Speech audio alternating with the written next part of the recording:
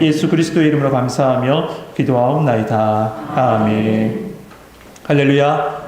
수요기도에 나오신 우리 모든 성도님들에게 하나님의 인도하심과 평안이, 그리고 특별히 감사의 지경이 넓혀지는 은혜가 여러분과 함께 하시길 주님의 이름으로 축복합니다. 지난 시간에 우리는 이 이스라엘과 블레셋 사이에 발생했던, 두 차례에 걸쳐 발생했던 전쟁의 모습을 봤습니다. 이로 인해서 첫 번째 전투 때 이스라엘은 약 4천 명의 사람이, 그리고 두 번째 전투 때는 약 3만 명의 사람, 그러니까 이스라엘 백성이 이 목숨을 잃게 되죠. 이 전쟁의 모습, 그리고 그 결과를 통해서 하나님은 이스라엘의 영적인 상태, 그리고 하나님의 심판의 모습을 지금 보여주고 계신 겁니다. 특별히 이 모든 모습을 집약적으로, 압축적으로 보여주는 한 집안이 있는데, 그 집안이 바로 엘리 제사장 가문이었던 거예요. 사실 엘리에게는 이 심판의 메시지가 이미 두 번이나 주어졌습니다.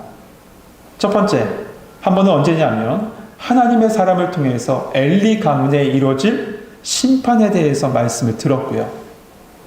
또 다른 한 번은 언제입니까? 사무엘의 소명, 그 순간 아니에요. 사무엘의 소명을 통해서 그 순간에 들었습니다. 여러분, 그때도 제가 말씀을 드렸지만, 여러분, 이때 엘리 제사장이 할 것은 하나밖에 없어요. 뭘까요? 회개하는 거예요. 돌아가는 거예요. 하지만 엘리는 아무 일도 하지 않습니다. 그냥 그대로 받아들여요. 여러분, 이것은 순종이 아니에요. 나태함이고 게으름이지 순종이 아닙니다. 에스겔 18장 23절 말씀에 보면 주 여호와의 말씀이니라. 내가 어찌 악인이 죽는 것을 조금이들 기뻐하랴. 그가 돌이켜 길에서 떠나 사는 것을 어찌 기뻐하지 아니하랴 라고 말씀하셨어요. 여러분, 하나님의 심판의 목적은요, 처벌의 목적이 있는 것이 아니라 그들이 돌이켜 돌아오는 것의 심판의 목적이 있습니다. 예수님께서 처음 공생애를 시작하셨을 때 처음 선포한 말씀이 뭐죠? 회개하라, 천국이 가까웠느니라. 그래서 그 유명한 말씀, 요한복음 3장 16절 말씀, 하나님이 세상을 이처럼 사랑하사 독생자를 주셨으니 이는 그를 믿는 자마다 멸망치 않고 영생을 얻게 하려 하심이라. 요한복음 3장 16절 다음 말씀이 뭐예요, 그러면? 하나님이 그 아들을 보내신 것은 세상을 심판하려 하심이 아니요, 그로 말미암아 세상이 구원을 받게 하려 하심이라고 말씀했어요. 회개하고 돌이켜 돌아와 구원받게 하시기 위해서 예수 그리스도를 이 땅에 보내신 거죠.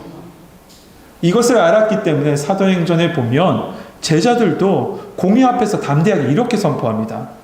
이스라엘에게 회개함과 죄사함을 주시려고 그를, 그러니까 예수 그리스도를 오른손으로 높이사 임금과 구주가 되게 하셨느니라.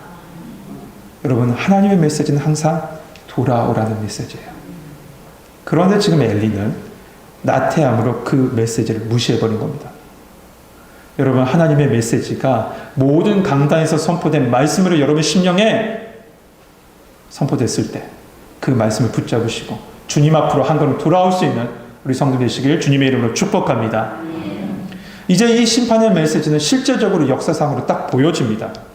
그것이 바로 지난 시간에 봤던 4장 1절에서부터 11절까지의 말씀이에요. 우리 2주가 지났으니까 잠시 한번 살펴보죠. 지난주의 말씀, 이번 주의 말씀도 여러분 기억하지 못하실걸요? 네. 이 블레셋 민족이 자신의 그 세력을 확장하기 위해서 이스라엘과 전쟁을 벌이죠. 블레셋은 아벡에 진을 치고 이스라엘은 에베네셀에 진을 칩니다. 그리고 전쟁을 이뤄요. 그런데 그 첫 번째 전투에서 이스라엘은 패배를 당합니다. 그리고 약 4천 명의 사람이 죽죠. 그러자 이스라엘이 어떻게 합니까? 하나님께 물었어요? 아니에요. 하나님께 묻지 않고 이스라엘 장로들에게 물었습니다. 그러니까 사람의 지혜를 구한 거죠. 분명 그 말씀 앞선 본문에 보면 온 이스라엘이 하나님의 선지자로 사무엘이 세워진 걸 다 알고 있었다라고 얘기해요. 그러니까 하나님의 거룩한 임재가 사무엘과 함께 한 줄 알았습니다. 그렇다면 이스라엘 백성, 그들이 할 것은 한 가지밖에 없어요. 분명해지죠. 하나님께 묻는 거예요. 사무엘에게 나가 하나님의 뜻을 구하는 거죠. 하지만 하나님을 의지하지 않고 묻지도 않았습니다. 그들은 장로협의체에서 장로 협의체에게 지혜를 구했고 그곳에서 내놓은 방법, 그 방법을 채택합니다. 그 방법이 뭡니까? 언약궤를 가지고 실로에서 전쟁터로 가지고 가는 거예요. 이러한 모습은 과거의 습관이나 자기의 생각 속에 갇혀서 이런 결론을 딱 내려버린 거예요. 하나님의 인도하심, 하나님의 섭리는 생각하지 않고 그 모든 것을 무시하고 말이죠. 여러분, 언약궤가 무엇을 상징합니까? 하나님의 임재, 하나님의 권능, 하나님의 말씀을 상징하잖아요. 이들은 이렇게 항변할 수도 있어요. 하나님의 임재를 상징하니 가지고 나간 것이 아닙니까? 예전에도 이런 방법으로 이겼던 역사가 있지 않습니까? 이렇게 항변할 수도 있을지 몰라요. 그러나 이러한 얘기는 표면적인 그냥 구차한 변명에 불과하고요. 그들의 속내는 이거죠. 하나님의 법궤를 마치 요술방망이처럼 쓰는 겁니다.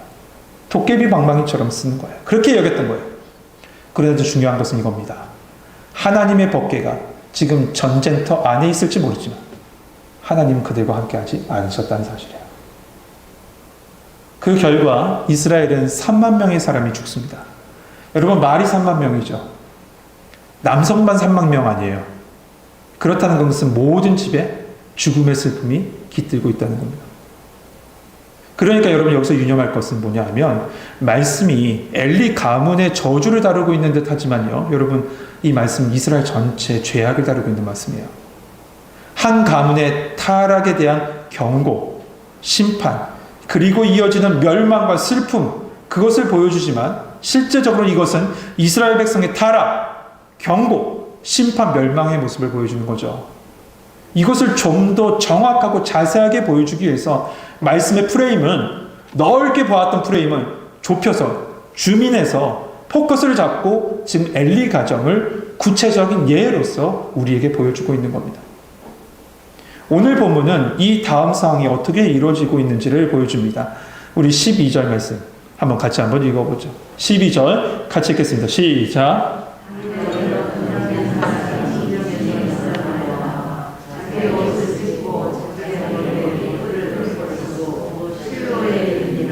아멘.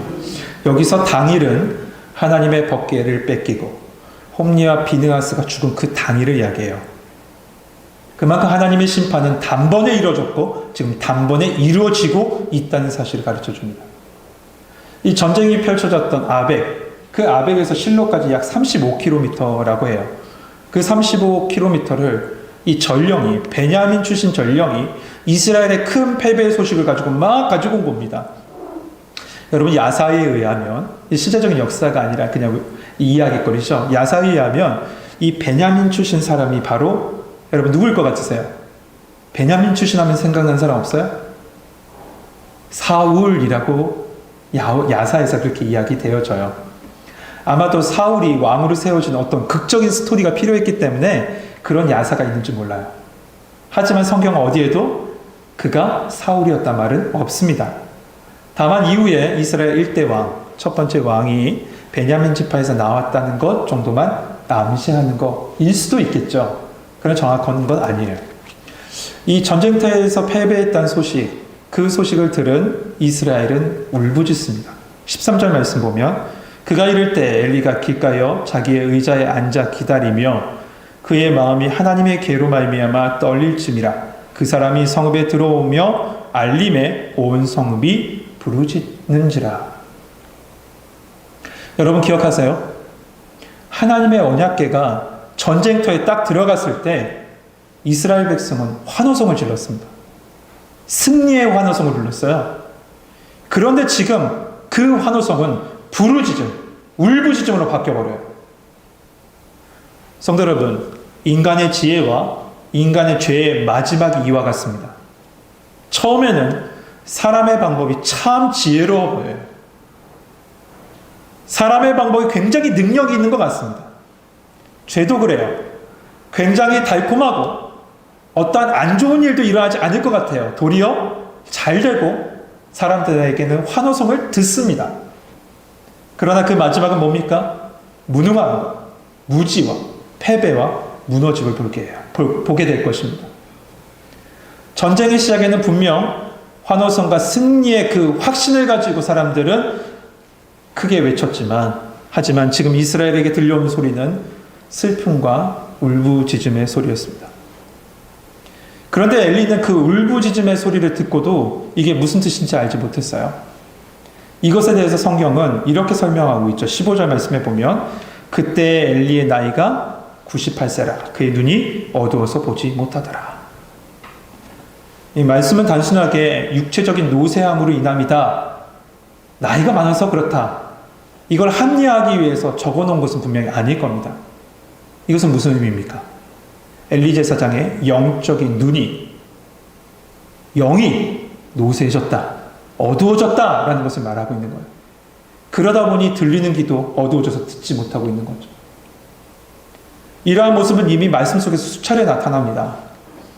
한나가 처음에 기도하러 올라갔을 때, 성소에 올라갔을 때요, 엘리는 의자에 앉아서 한나가 무엇을 위해서 기도한지도 모르고 단순하게 술 취한 여자가 주정하는 줄 알고 그를 나무랬었습니다.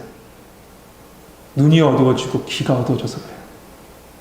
또한 자기 아들들의 죄악을, 이스라엘 백성들을 통해서 죄악을 들었습니다. 자기 아들들이 죄 짓고 있다는 것을, 예배를 업신여겼고 하나님을 업신여기고 있던 자기 아들들의 죄악을 분명히 들었음에도 불구하고 모른 척했습니다. 눈이 어두워지고 귀가 어두워져서 그래요. 거기에다가 하나님의 심판의 메시지를 하나님의 사람으로부터 분명히 들었어요. 그런데 회개하지 않았습니다. 눈이 어두워지고 귀가 어두워져서 그래요. 그리고 지금 패배의 소식을 듣고도 제대로 알아듣지도 못합니다. 어찌 보면 엘리에게 있어서 듣는 것은 아무 의미가 없는지도 모르겠습니다. 그러자 이 베냐민 사람이 자세하게 엘리에게 이제 설명하기 시작합니다. 16절 17절 말씀, 제가 16절 읽으면 여러분 17절 읽으시죠. 그 사람이 엘리에게 말하되 나는 진중에서 나온 자라 내가 오늘 진중에서 도망하여 왔나이다. 엘리가 이르되 내 아들아 일이 어떻게 되었느냐. 소식을 전하는 자가 대답하여 이르되 이스라엘의 블레셋 사람들 앞에서 도망하였고 백성 중에는 큰 살림이 있었고 당신의 두 아들을 우리와 도나스도 죽음을 당하였고 하나님의 기회는 빼앗겼나이다. 아멘. 그 베냐민 사람을 통해서 들려진 전쟁의 소식을 요약하면 네 가지입니다. 첫째, 이스라엘이 패배했습니다. 두 번째, 많은 백성들이 죽었습니다. 세 번째, 당신의 아들 홈리와 비나스가 죽었습니다. 그리고 마지막, 하나님의 개가 빼앗겼습니다. 이 소식을 들은 엘리는 어떻게 됩니까? 18절에 하나님의 계를 말할 때 엘리가 자기 의자에서 뒤로 넘어져 문 곁에 목이 부러져 죽었으니 나이가 많고 비대한 까닭이라. 그가 이스라엘 사사가 된 지 40년이었더라. 엘리는 그 소식을 듣고 놀라서 의자에서 넘어져서 결국 죽게 됩니다. 근데 그 죽음의 원인에 대해서 성경은 두 가지를 얘기하죠. 첫째, 나이가 많다. 두 번째는 비대한 까닭이다. 그런데 여러분, 이 죽음의 원인을 다루기 앞서서 우리가 먼저 주목해 보아야 될 한 물건이 있습니다. 뭘까요? 맞습니다. 의자입니다. 의자예요. 말씀에 보면 엘리가 등장하는 부분에 참 빠지지 않고 등장하는 소품이 의자입니다. 한나가 기도하러 성소에 올라갔을 때 그 모습을 오해할 때도 보면 1장 9절, 사무엘상 1장 9절에 엘리는 여호와의 문설주 곁 의자에 앉아 있었다라고 되어 있습니다. 그리고 지금도 마찬가지죠. 마지막 순간에도 어떻게 합니까? 의자에 앉아 있다가 넘어져서 죽게 돼요. 그렇다면 여러분, 이 의자는 무엇을 상징할까요?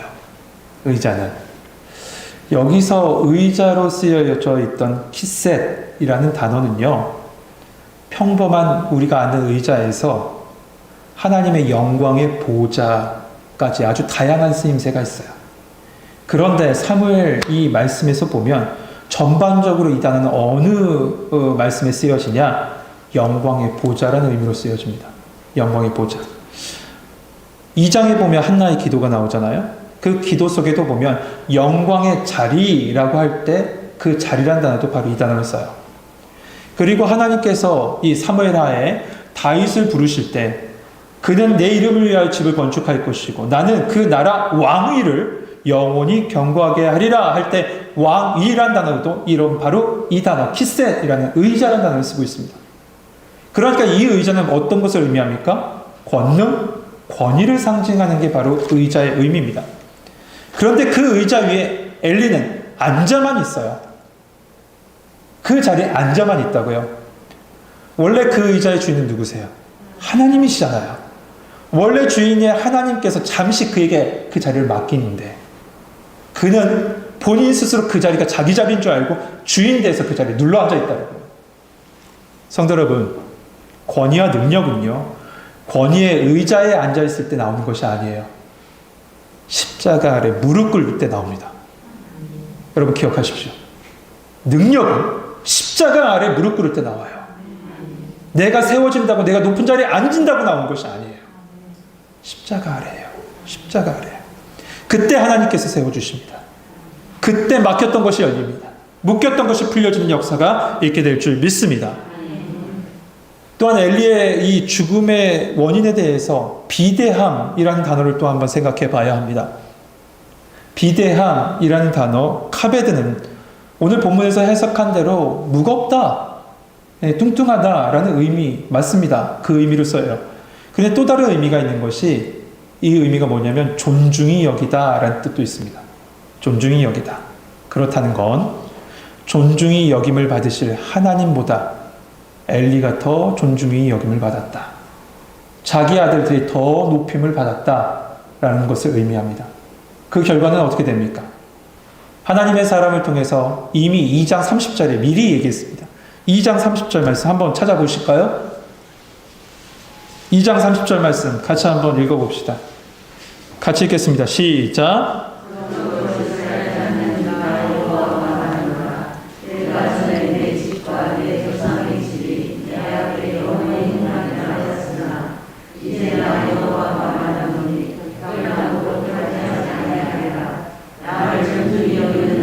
내가 존중히 여기고 나를 멸시하는 자를 내가 경멸하리라.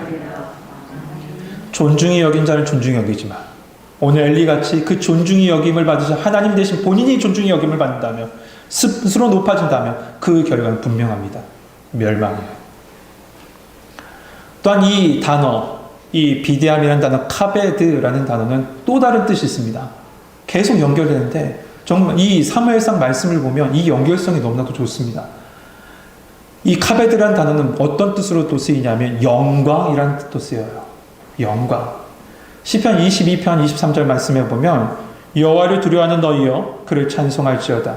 야곱의 모든 자손이여 그에게 영광을 돌릴지어다 라고 할 때 그 영광이라는 단어도 카베드라는 단어를 씁니다. 결국 봅시다. 의자, 비대함, 이 단어 모두는요 하나님께서 받으실 영광을 상징하는데 그 위에 본인 스스로, 누가요? 엘리 스스로 그 모든 것을 취했다는 겁니다. 그 결과는 하나님의 심판이 임할 것이다 라는 것을 우리에게 상징적으로 가르쳐 주는 것이 바로 의자와 비대함에 대한 단어의 뜻입니다. 여러분, 우리의 능력은 아까 전에도 말씀드렸지만 십자가 아래에 있습니다. 그 아래에서 나는 죽고 예수로 살고 예수님이 살아주실 것을 믿고 그 안에 머물면 우리 삶의 놀라운 은혜를 보게 될 줄 믿습니다. 뿐만 아닙니다. 그 안에 머물러 있으면 하나님께서 받으실 영광에도 동참하는 은혜까지 우리에게 주어지는 거예요. 그것까지 경험하게 되는 거죠. 하지만 엘리야 그의 가족들은요, 스스로 영광을 취하다가 영광이 떠나가고 비참한 최후를 맞이하게 됐어요. 이러한 모습은 비나스의 아내, 임신한 아내가 아이가 출산하여 죽음을 맞이하는 순간 더 명확하게 우리에게 보여주죠. 비나스의 아내 이야기는 사실 꺼내지 않아도 됩니다. 그러나 말씀을 확실하게 하기 위해서, 영광이 떠나갔다는 그 이야기를 다시 한번 하기 위해서 이 말씀을 꺼내고 있어요. 비나스의 아내가 출산하면서 죽으면서 출산했던 그 아이의 이름을 뭐라고 부릅니까? 이가봇이라고 얘기해요. 이가봇. 여러분 21절 22절 같이 한번 읽어보죠. 21절 22절 같이 읽겠습니다. 시작.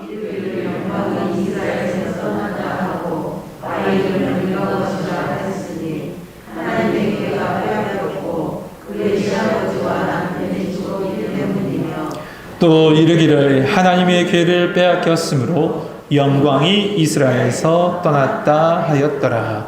아멘. 우리 성경에는 이가봇을 영광이 이스라엘에서 떠났다라고 번역해 놨습니다. 하지만 원어를 직역하면 이렇습니다. 아하, 영광이 어디에 있는가? 아하, 영광이 어디에 있는가? 라는 탄식이에요. 지금까지 모든 상황을 한마디로 요약한 말이죠. 아, 영광이, 하나님의 영광이 어디에 있는가? 사랑하는 성도 여러분, 지금까지 우리는 엘리 가문의 모습을 통해서 이스라엘 전체의 죄악을 세밀하게 봤어요. 그 결론이 이거예요. 하나님의 영광이 도대체 어디에 있는가? 이 탄식이었습니다. 이 말씀은 우리를 돌아보게 합니다. 혹여나 하나님의 영광의 자리에 내가 앉아 있지는 않은지요. 모든 것이 다 하나님의 은혜이건만 나의 영광으로 취하고 있지는 않은지요. 나는 영광의 의자에 앉아 있습니까? 아니면 십자가 아래 십자가 붙잡고 무릎 꿇고 있습니까?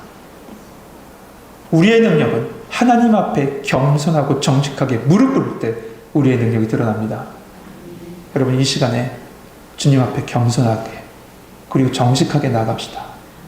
나의 자랑 아무것도 없습니다. 저의 자랑 아무것도 없습니다. 나는 부족합니다. 나는 연약합니다. 나는 죄인입니다. 주님, 나를 사용하여 주옵소서. 믿음의 고백만 하면 됩니다.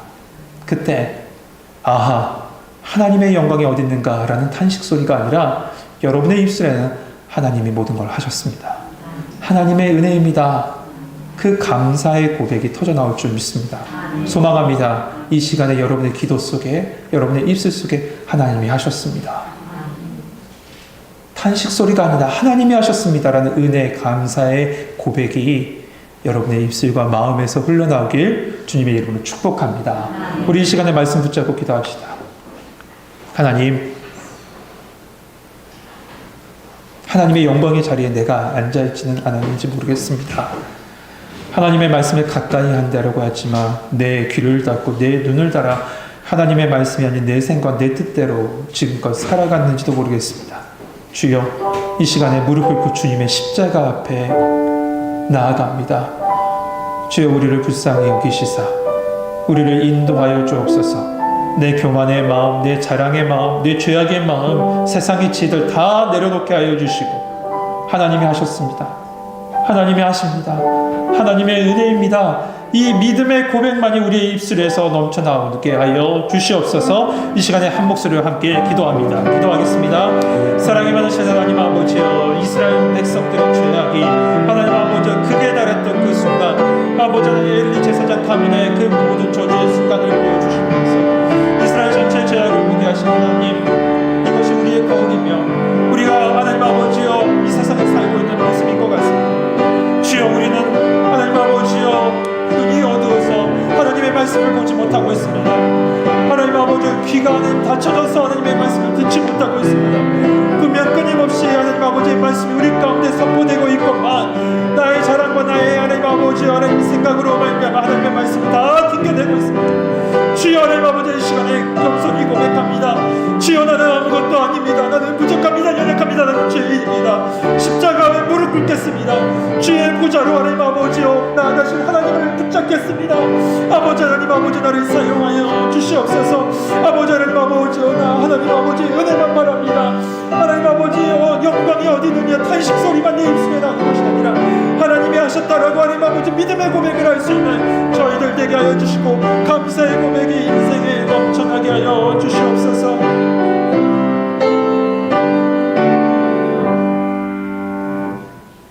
자기의 소견대로 살아갔던 이스라엘 백성에게 엘리 가문의 마지막 모습을 통해서 그들의 죄악을 보게 하신 하나님, 이 말씀은 도리어 우리에게 반면교사가 돼서 분명한 우리의 모습을 보게 하신 줄 믿습니다. 하나님이 살아주셨다라고 입술로 고백하지만 마음으로 내가 살았다라고 생각했던 순간들이 너무나도 많습니다. 하나님의 보좌 위에 앉으십시오라고 말만 하고 있지 그 보좌 위에 내가 눌러앉고 있을 때가 많았습니다. 주님, 용서하여 주옵소서. 겸손하게 회개하며 주님께 나아갑니다. 정직하게 주님께 나아갑니다. 나는 아무것도 아닙니다. 주님이 하셔야 합니다. 주님이 살아주셔야 됩니다. 내 모든 것 다 하나님이 하셨고 하나님의 은혜인 줄 믿습니다. 이 믿음의 고백이 우리의 입술에서 흘러나오게 하여 주옵소서. 하나님이 하셨음을 믿음으로 고백하게 하시되 그 믿음의 고백과 감사의 그릇을 키워주셔서 더욱더 하나님을 찬양하고 하나님께 영광 돌릴 수 있는 삶이 되게 하여 주옵소서. 교만의 죄악으로 말미암아 하나님의 자리에 앉지 않게 하여 주시고 온전하게 주님 앞에 겸손하게 무릎으로 살아갈 수 있고 십자가 붙잡고 살아가는 저희들 되게 하여 주시옵소서. 예수 그리스도의 이름으로 감사하며 기도하옵나이다.